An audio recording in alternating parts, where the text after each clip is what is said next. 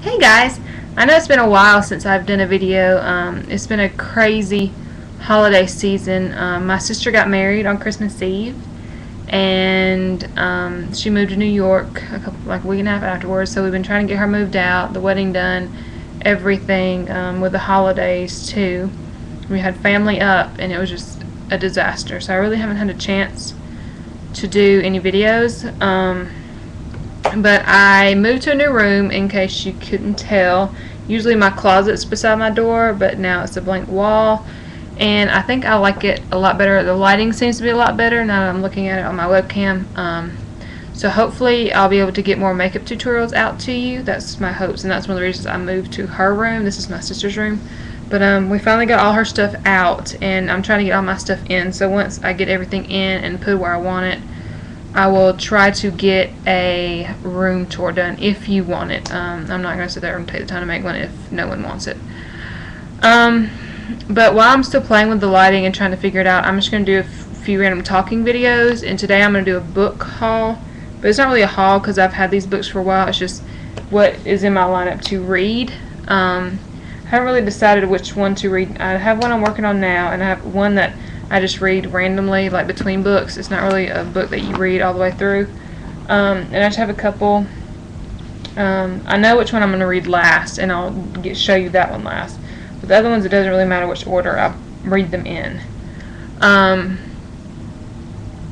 was going to say something else, but I don't remember. Oh well. Alright, but I'll go ahead and get started. That way, in case I think of something to talk about, I'm not running out of time.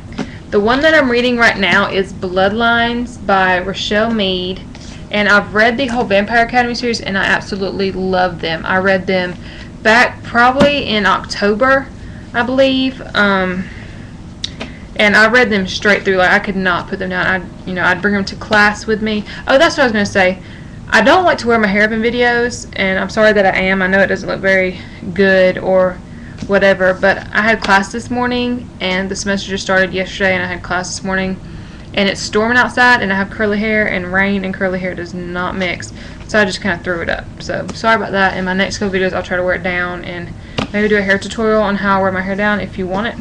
But anyways, the Vampire Academy series I read straight through. I love them. I could not put them down.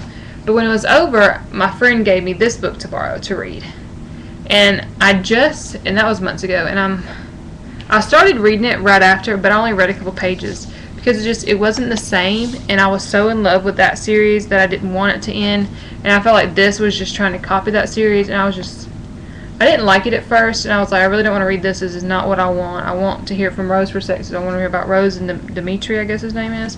But I started reading, and this, and it's actually not that bad. I'm not too far into it. I've been trying to read the past couple nights, but it's been months since I started this, like 2 or 3 months, and so I'm trying to get back into reading now that the semester has started. I like to have a book to just kind of relax me sometimes when I'm studying, and to get my mind off what I'm studying, because sometimes that does help.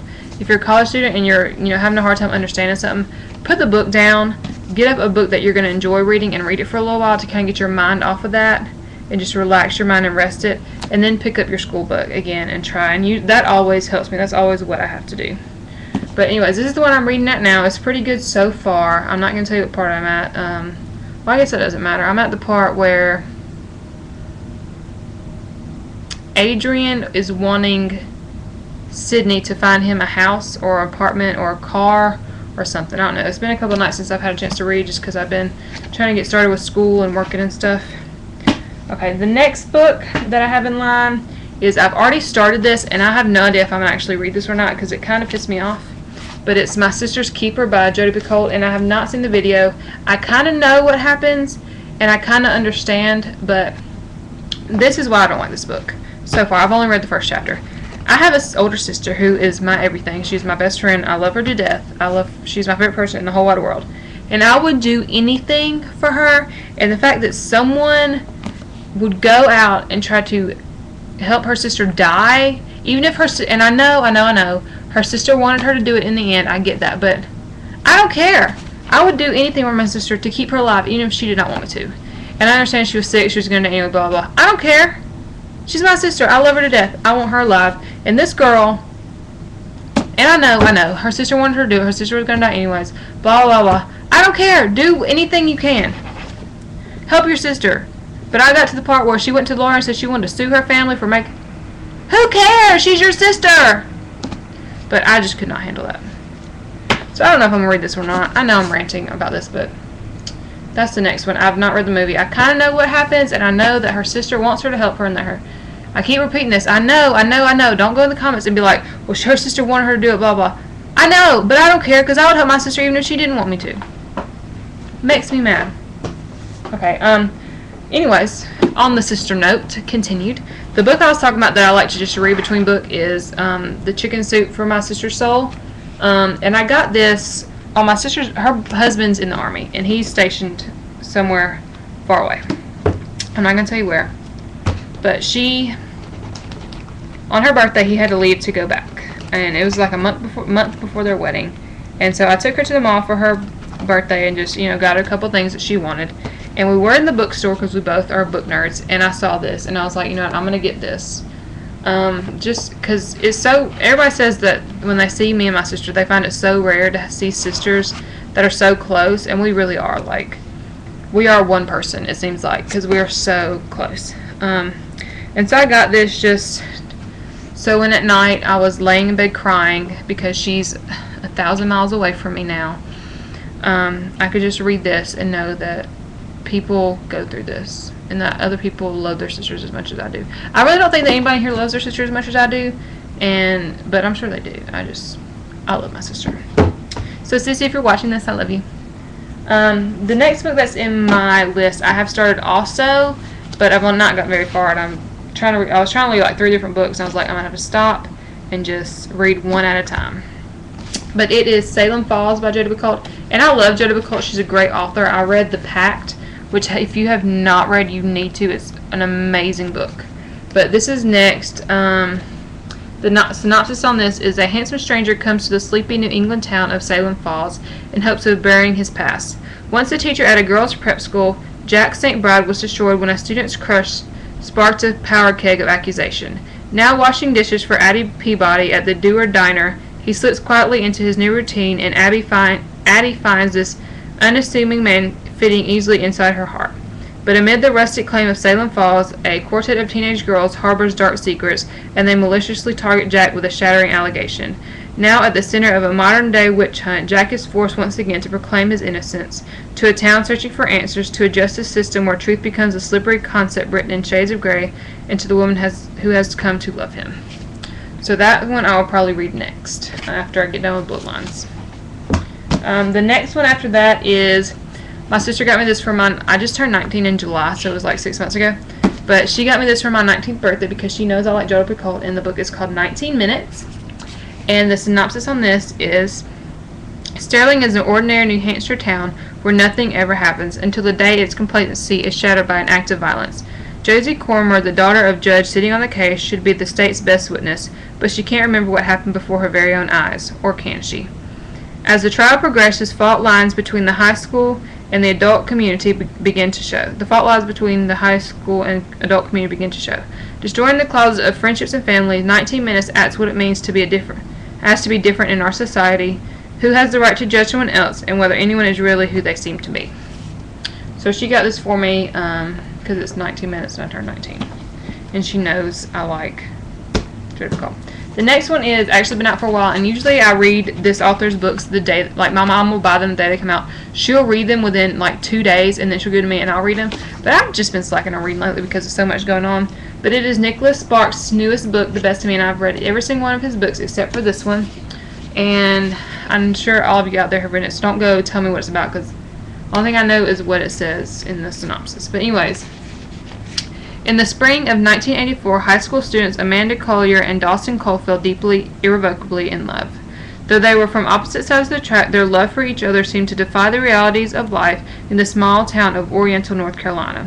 A loner from a violent and infamous local family, Dawson believed his love for Amanda promised an escape from the darker destiny laid out for him. A golden girl from a well-to-do family who plans to attend Duke University, Amanda saw something in Dawson that spoke to her own rebellious and passionate heart. But as the summer of their senior years came to close, foreseen events would tear the young couple apart. setting them on radically divergent paths.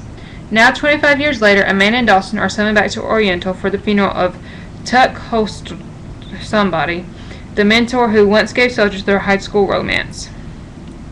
Neither has lived the life they imagined, and neither can forget the passionate first love that forever changed their lives. As Amanda and Dawson carry out the instructions Tuck left behind for them, they realize that everything they thought they knew about Tuck, about themselves, and about the dreams they held dear was not as it seemed. Forced to confront painful memories, the two former lovers will discover undeniable truths about the choices they have made. And in the course of a single searing weekend, they will ask of the living and the dead, can love truly rewrite the past? And I love Nicholas Sparks. I would marry him, except for he's already married. But I hate that something bad happens at the end of every single one of his books. Like, he writes the best romance novels, but either half the time one of them dies, they don't end up together, or something tragic happens. That's sad. I mean, sometimes the person that I want to die actually does die, and that's okay because the people end up together and happy. But like, my all-time favorite book ever is The Guardian, written by Nicholas Sparks, and I'll do a whole review on this, probably because I love this book so much and I could talk for 15 straight minutes about it. But it's so sad what happens in that book, and so I'm going to do a review on that book. And that way, if you haven't read it, you need to go read it. And if you have, you can watch it, because I'm not giving anything away. Because I'm not giving away that book because it's amazing. Okay, the next book is The Help. Sorry. And I have not seen the movie, and I want to read the book first. So I'm sure all of you have seen the preview for this book, so I really don't need to read this synopsis, but I will. Abilene is a black maid in 1962 Jackson, Mississippi, raising her 17th white child. She's always taken orders quietly, but lately it leaves her with a bitterness she can no longer bite back. Her friend Minnie has certainly never held her tongue or held onto a job for very long, but now she's working for a newcomer with secrets that leave her speechless. And white socialite Skeeter has just returned from college with ambition and a degree, but to her mother's lament, no husband. Normally, Skeeter would find solace in Constantine, the beloved maid who raised her, but Constantine has inexplicably disappeared.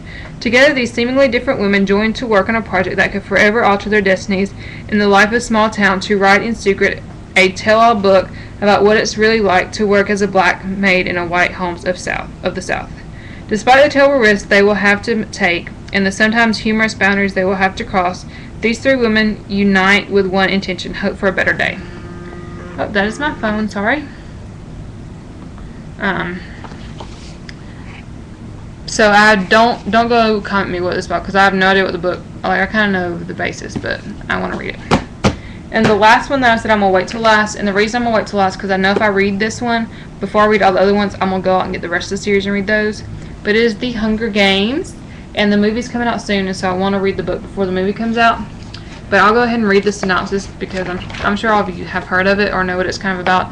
But I haven't watched any reviews or anything because I want to read it. But in the ruins of a place once known as North America lies the nation of Panem, a shining capital surrounded by 12 outlying districts. The capital is harsh and cruel and keeps the districts in line by forcing them all to send one boy and one girl between the ages of 12 and 18 to participate in annual Hunger Games, to a fight to death on live TV. Hold on, sorry, my nose itches. 16-year-old Katniss Everdeen regards it as a death sentence when she steps forward to take her sister's place in the games. But Katniss has been close to death before, and survival for her is second nature. Without really meaning to, she becomes a contender, but if she is to win, she will have to start making choices that weigh survival against humanity and life against love. So I'm really excited. And the one that's next is Catching Fire, and I don't remember what the last one's called off the top of my head. But anyways, those are the books that I have lined up. I'm almost out of time, so I gotta let you guys go. But please comment, please subscribe. Any type of requests you want, any more like book hauls, reviews, anything like that, let me know. If there's a book that you want a review on, ask me if I read it, and if I have, I'll do a quick review on it. But if there's anything else, I'll talk to you guys later.